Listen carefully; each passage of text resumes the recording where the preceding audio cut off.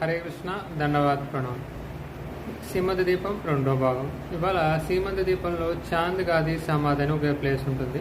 ఆ ప్లేస్ గురించి మనం తెలుసుకుందాం. ఈ చాంద్ కాజీ ఎవరంటే బృందావన లీలల్లో ఈయనే కంసుడు అనమాట.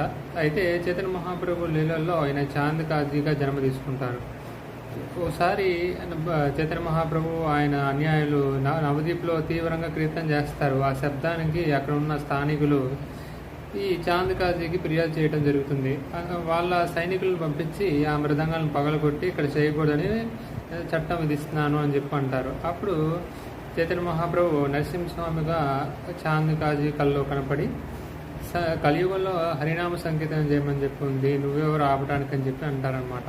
మరుసటి రోజు శాంత రూపంతో చెప్తారనమాట, హరినామ సంకీర్తన చేయాలి కలియుగంలో అన్నారు. అప్పుడు చాంద్ కాజీ అంటారు, నిన్న ఒక రూపం కోపంగా చెప్పింది, వాళ్ళ ఒక రూపం శాంతంగా అని చెప్పింది.